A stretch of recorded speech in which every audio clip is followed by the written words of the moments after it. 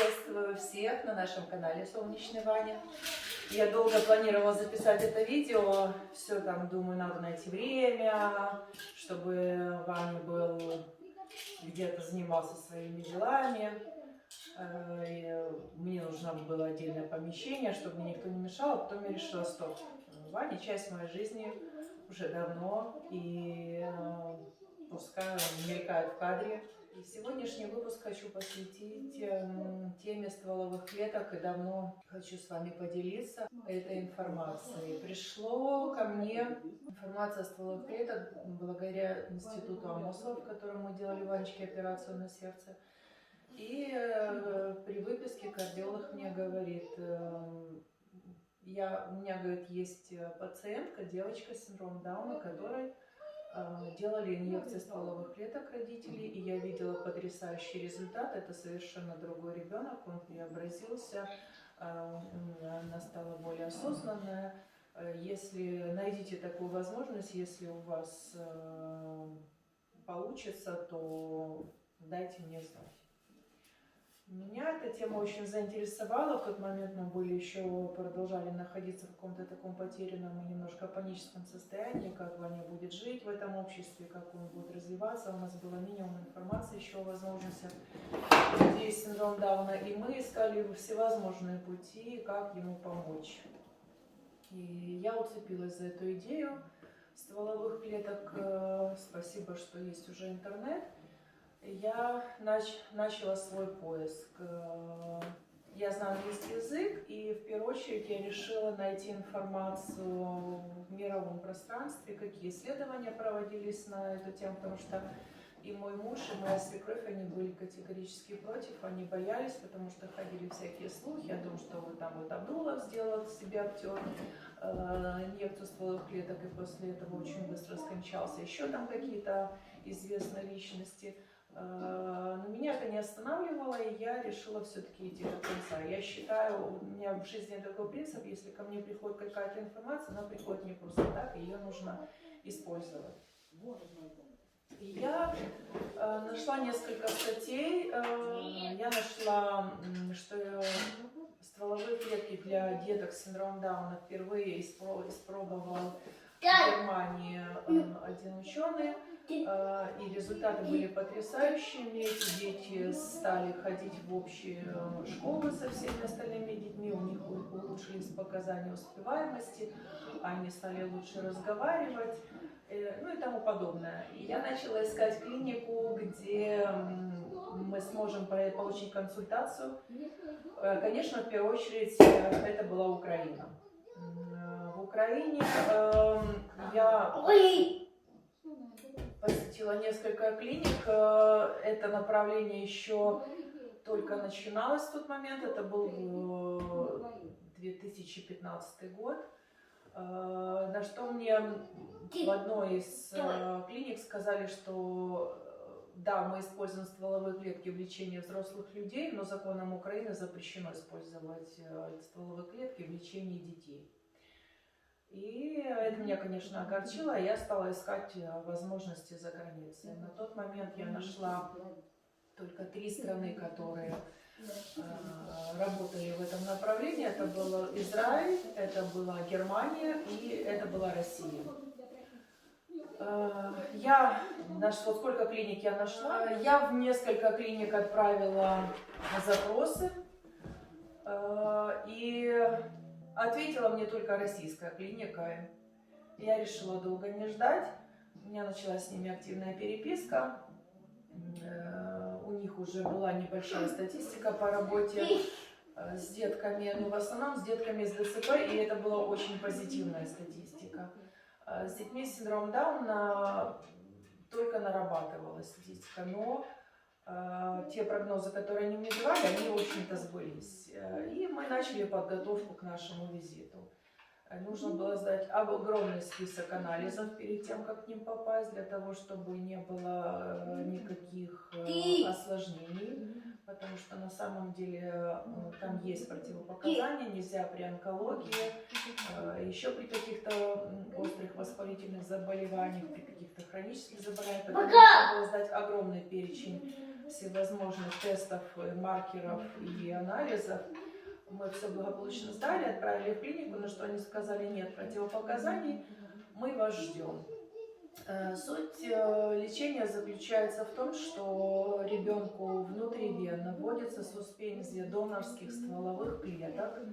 Донорские стволовые клетки берутся из пуповинной крови здоровых деток. И они замораживаются, и непосредственно перед введением ребенку готовятся, размораживаются вот там буквально за несколько часов. Все спланировано. Инъекция делается дважды с перерывом в 3 месяца. И результат ожидается через 6-8 месяцев после второй инъекции. Мы сделали инъекцию достаточно благополучно. Это очень простая процедура. Мы приехали в клинику, нас встретили, разместили. Ставится просто капельница, ванечка, там, и за полчаса прокапывается какая-то вот там объем небольшой в физрастворе, вот эти вот стволовые клетки. И на этом, в общем-то, все. Потом сутки мы находились еще в Москве. Если были бы какие-то вопросы или какие-то там осложнения, мы должны были связаться с клиникой, но, слава богу, все прошло благополучно, и нам оставалось только ждать. И вот таких вот инъекций у нас было, Ванечке было год и 2 месяца.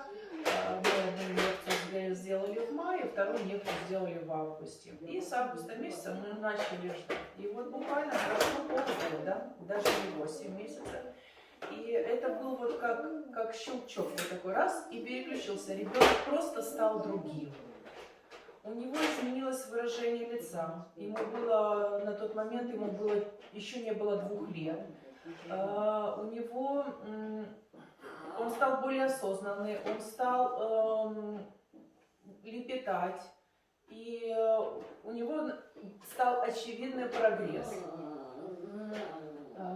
Что нам дало стволовые клетки? В первую очередь ушел присущий всем людям с синдромом Дауна гипотония мышц.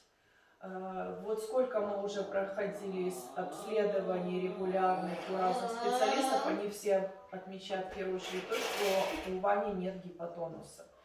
То есть он двигается хорошо, у него нет присущих людям с синдромом Дауна развалистых, некоординированных движений. У него хорошо зажило без рубцов сердечко после операции. И что еще самое главное, что после операции на сердце Ваня пролежал под наркозом больше суток. Его не выводили на тот случай, если вдруг придется что-то еще корректировать, и он больше суток находился под наркозом.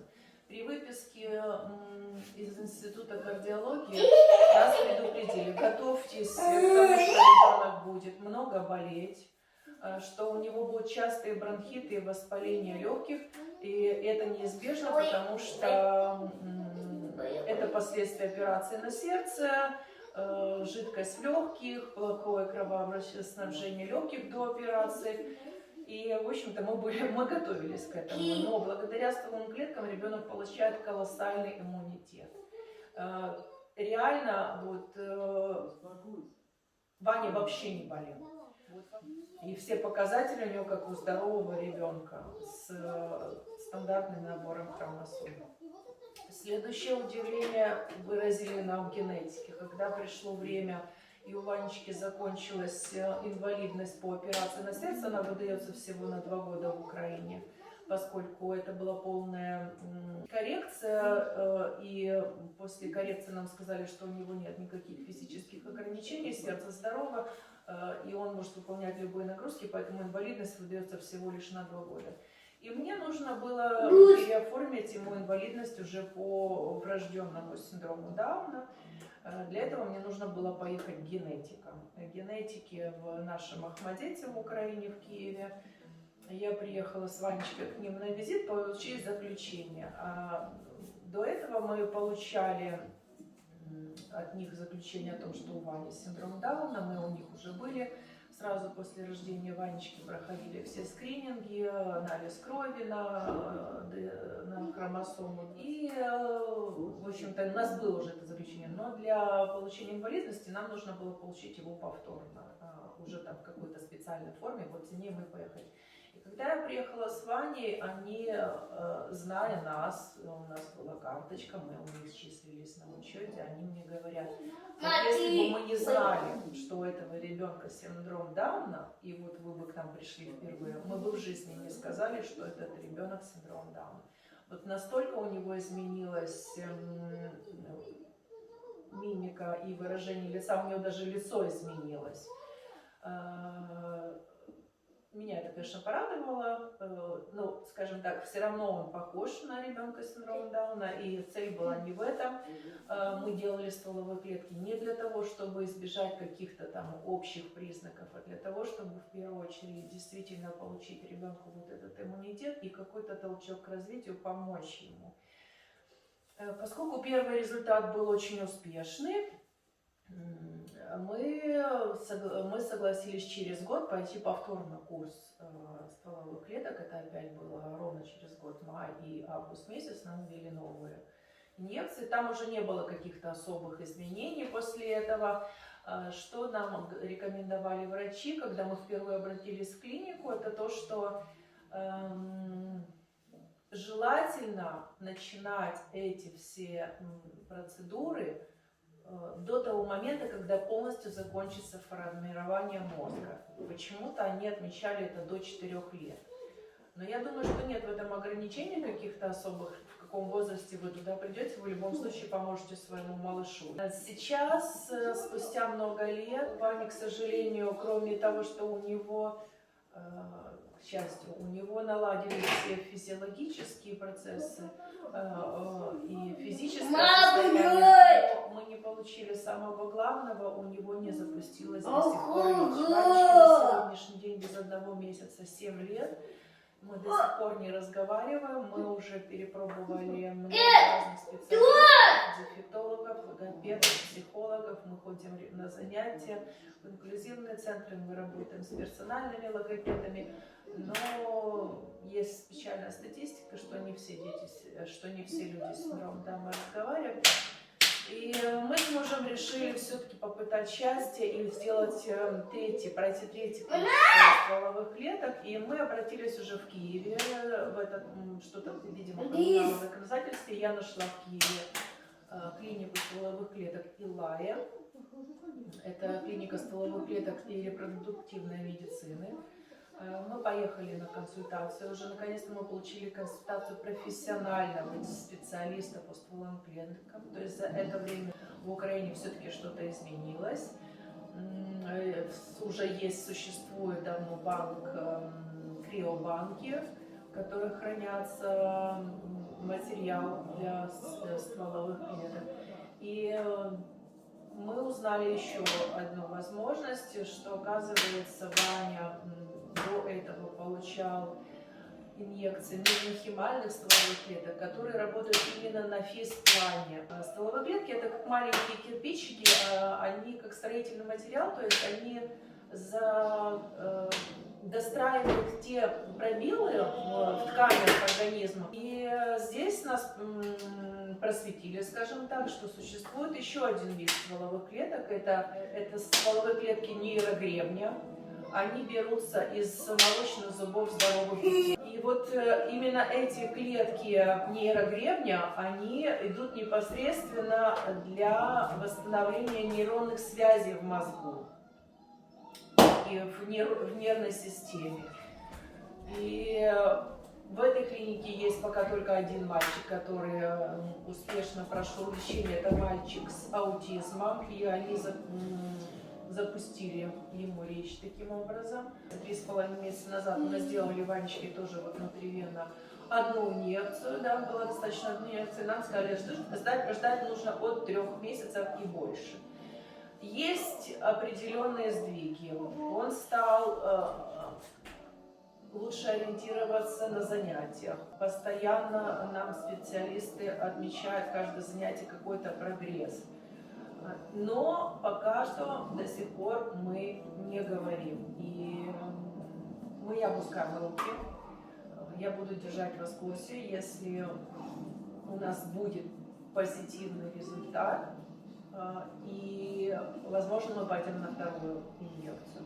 Вот то, чем я хотела с вами поделиться. Надеюсь, это кому-то поможет. Я остаюсь довольна результатом, и я рекомендую, если у ребенка нет противопоказаний, я очень рекомендую дать своему ребенку шанс. Всем спасибо. Подписывайтесь, и будут еще новости. Ваня, иди ко мне сюда. Там пришел Дед Мороз. Скажи пока.